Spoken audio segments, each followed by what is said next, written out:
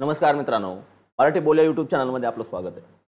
पशुसंवर्धन विभागाअंतर्गत नाविन्यपूर्ण पशुसंवर्धन योजना राबवली जाते। याच्या माध्यमातून शेतकऱ्यांना गाई म्हशीचं वाटप असेल, शेळी मेंढीचं वाटप असेल, कुक्कुटपालनाचं वाटप असेल, या प्रकारचे घटकांचा लाभ दिला जातो। यामध्ये अर्ज कसा करायचा, कोणती कागदपत्रे लागतात याचा व्हिडिओ याआधी आपण अपलोड केलेला आहे। परंतु अनेक शेतकऱ्यांना यामध्ये अनुदान कसं मिळतं, किती मिळतं, कोणत्या घटकासाठी किती अनुदान आहे, कोणत्या प्रवर्गाला किती अनुदान मिळतं, असे बरेच प्रश्न आपल्यापर्यंत आल्यामुळे याबद्दलची सविस्तर माहिती या व्हिडिओच्या माध्यमातून आपण जाणून घेणार आहोत।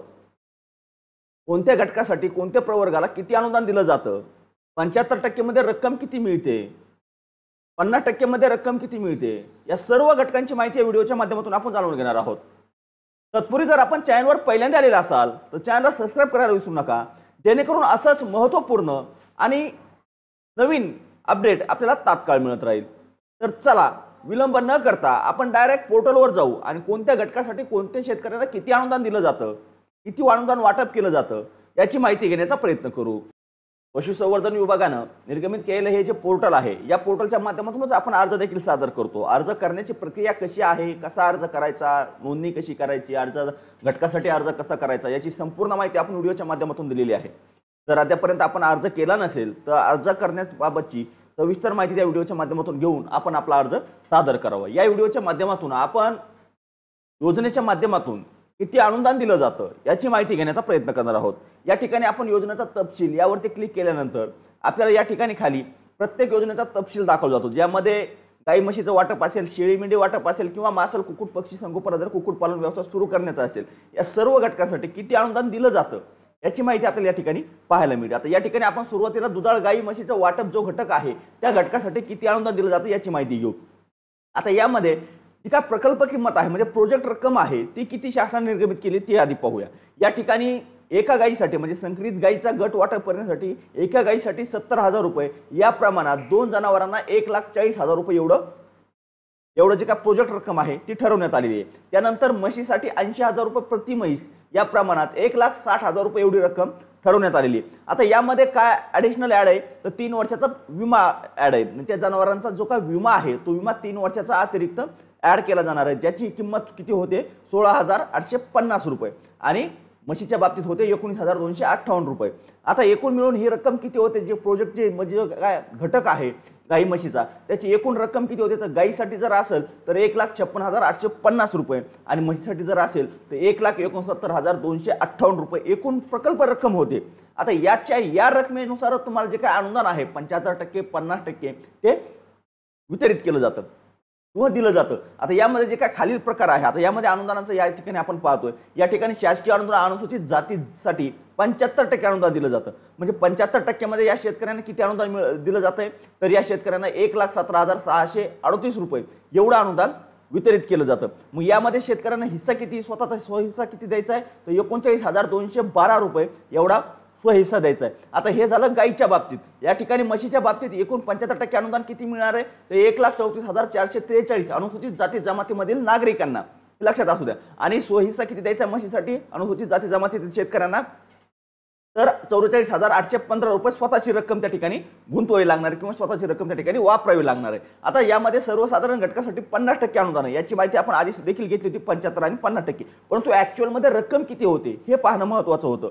म्हणून 50% मध्ये या ठिकाणी किती, 2 गाईसाठी 78,425 रुपये एवढी रक्कम शासनाकडून अनुदान स्वरूपात मिळते आणि स्वतः स्वहिस्सा म्हणजे स्वतःचा शेतकरी जो हिस्सा आहे तो किती 78,425 रुपये, कारण 50% अनुदानामध्ये या रकमेचे डिवाइडेड बाय 2 म्हणजे शासनात जेवढं अनुदान मिळणार आहे तेवढीच रक्कम तुम्हाला देखील त्या ठिकाणी गुंतवणं आवश्यक असणार आहे। आता त्या बाबतीत म्हशीच्या बाबतीत देखील त्याच प्रमाणात 19,629 रुपये शासनाचं अनुदान मिळणार आणि 19,629 रुपये आपल्याला स्वहिस्सा स्वतःची रक्कम त्या ठिकाणी जोडावी लागणार आहे। या ठिकाणी गाई म्हशीचा जे काय आकडेवारी आहे जे अनुदान मिळण्याची ती आपण या ठिकाणी पाहिली आहे।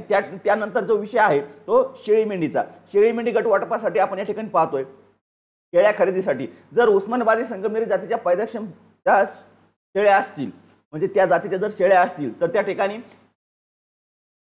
एका शेळीसाठी 80,000 रुपये एवढे अनुदान म्हणजे प्रोजेक्ट दिलं जातं। म्हणजे अनुदान जी काय गटातील किंमत आहे ती 8,000 रुपये प्रति शेळी याप्रमाणे वितरित केली जाते। आणि जर अन्य स्थानिक जातीतील शेळी असतील तर 6,000 रुपये एवढं या ठिकाणी रक्कम ठरवण्यात येते। त्यानंतर बोकड उस्मानाबाद आणि संगमनेर जातीच्या नर बोकडासाठी 10,000 रुपये एवढा प्रति नग या प्रमाणात या ठिकाणी प्रोजेक्ट रक्कम ठरवण्यात येते आणि इतर जर स्थानिक जातीचे असतील तर 8,000 रुपये या प्रमाणात या ठिकाणी ठरवण्यात येते। आता यामध्ये एकूण जे काय प्रोजेक्ट आहे, आता हे किती झाले 80,000 हे 60,000 म्हणजे वेगवेगळे या ठिकाणी होऊ शकतात। का होऊ शकतात? जर तुम्ही उस्मानाबादी संगमनेरी जातीची निवड केली तर तुम्हाला 80,000 रुपयापर्यंत मिळू शकतं आणि जर तुम्ही अन्य स्थानिक जातीची निवड केली तर तुम्हाला 60,000 रुपयापर्यंत मिळू शकतं।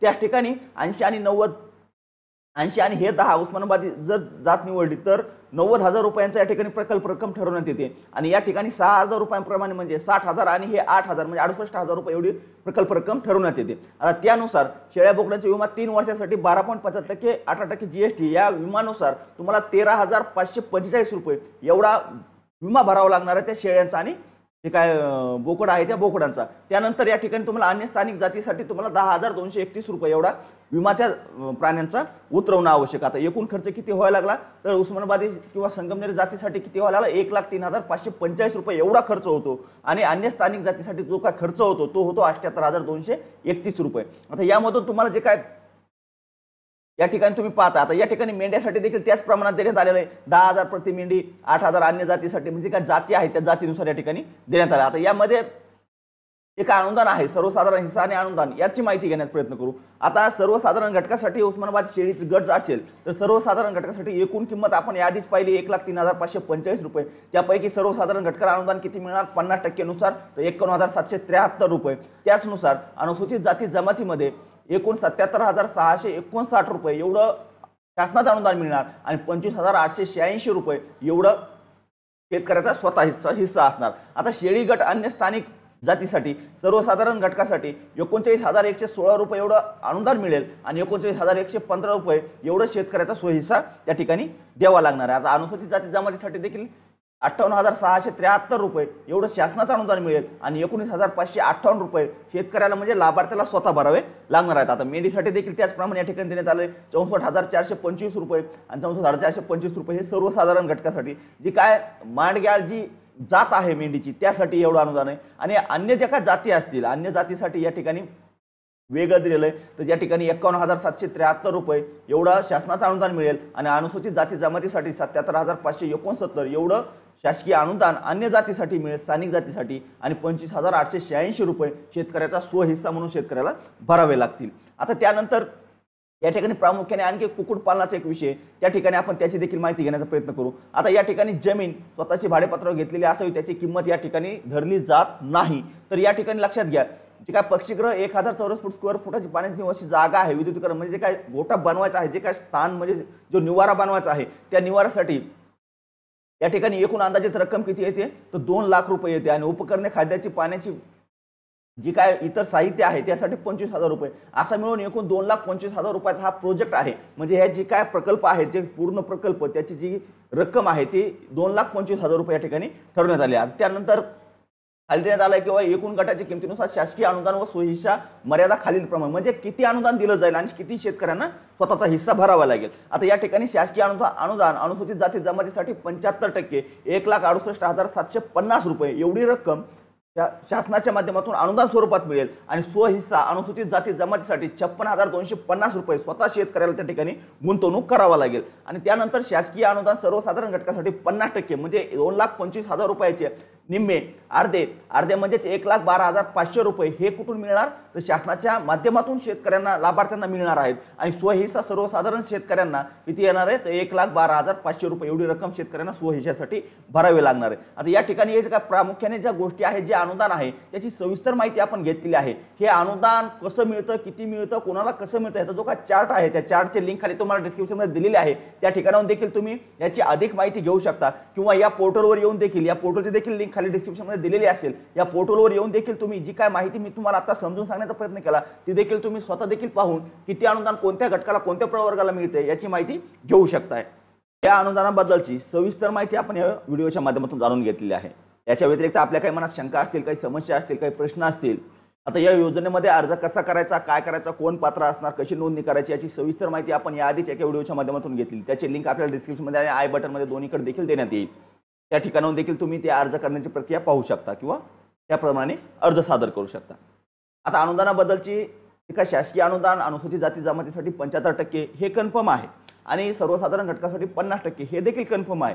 परंतु प्रोजेक्ट रक्कम किती आणि मिळणारी रक्कम किती हे ज्यावेळेस ॲक्च्युअल आकडा विचारला त्यावेळेस अनेक शेतकऱ्यांच्या मनात प्रश्न निर्माण झाले किंवा ॲक्च्युअल आकडा किती, 75% म्हणजे किती, 50% मध्ये किती, त्याची माहिती घेण्याचा या व्हिडिओच्या माध्यमातून आपण प्रयत्न केले, ज्यामध्ये आपल्याला सर्वसाधारण घटकासाठी कोणत्या घटकाला किती रक्कम मिळेल याची ॲक्च्युअल रक्कम आपण या ठिकाणी काढलेली आहे किंवा त्याची माहिती घेतलेली आहे. आता दिलेली माहिती जर आवडली असेल तर नेहमीप्रमाणेच व्हिडिओला लाईक करायला विसरायचं नाही आणि चॅनलवर जर पहिल्यांदा आलेला असाल तर चॅनलला सबस्क्राईब करून ठेवा, जेणेकरून आपल्या मनातील निर्माण होणाऱ्या शंका, समस्या आणि नवीन अपडेट आपल्याला तात्काळ मिळत राहील. तर चला, धन्यवाद. आजच्या व्हिडिओमध्ये एवढीच माहिती. भेटूया नेक्स्ट व्हिडिओमध्ये नेक्स्ट पॉईंट सोबत.